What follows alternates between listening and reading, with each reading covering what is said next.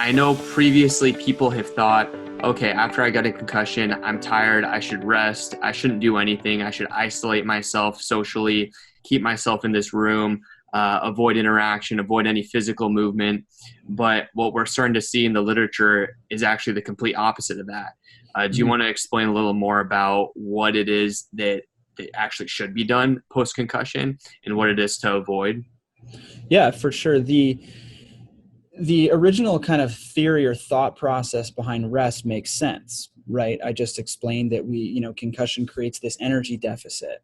So the initial thinking of professionals in the field is, if we have this energy deficit, we want to be resting, because anything we're doing to burn energy, like going and exercising, or continuing to play our sport and going, doing cognitive activity or anything like that, that we're actually burning a lot of energy within the brain, is only going to set us back. It's going to make us worse. And so for years, the theory was, don't even expose yourself to light, because even the stimulation of light hitting your retina will cause activation of your brain cells. And so they would put people in these dark rooms, and they'd completely, he called it cocoon therapy, completely isolate them from any social interaction, cell phone screens, going to school, exercise, anything like that. And they basically shut them down.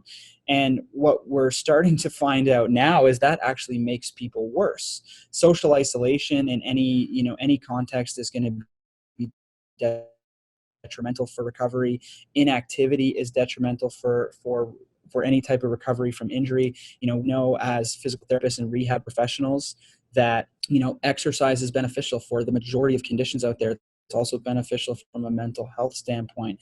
And so researchers started looking at the concept of rest and realized that it actually was detrimental for people beyond kind of 1 to 2 days. We know that acutely, if you get hit and you're on the field, if you continue to play, you will get worse. And I can go into that whole mess, but that's due to, I think, body temperature and the increased release of excitatory, inflammatory markers that continue to get pushed out if you continue to exercise. Hmm. But if you pull yourself out of that game initially, and you maybe take 1 to 2 days of kind of taking it easy, and then you start to get back into your activity, that is the best chance you have for recovery. So it's not pulling back completely and taking a week off of school or work.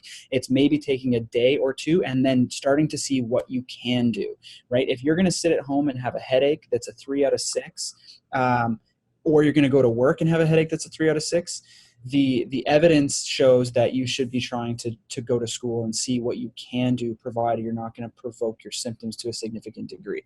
So that is kind of, now that we're leaning towards that. And actually some of the evidence now coming about exercise, showing that exercise is actually beneficial for people in the early stages of concussion recovery, but it has to be done in the appropriate way. So I would throw the caveat in of you should be working with a healthcare professional who knows how to get you back into that exercise in the proper progression. There's treadmill tests and all sorts of other things. Actually, we covered in our course about how to do this specifically and properly.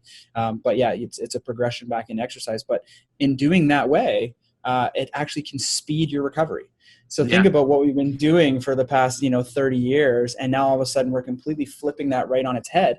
But unfortunately, research takes 10 years or so to make it into clinical practice.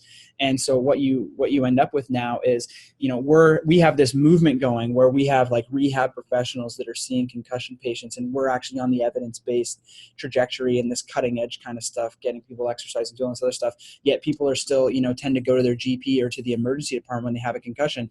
And you have these people that are 10 years behind telling people to just do nothing and rest. Right. And you're like, oh my God, it's a constant struggle. So as much as I can educate you guys out there to, just keep exercising after concussion in a graduated way, and not just go into a cocoon. Yeah. The better off everyone will be.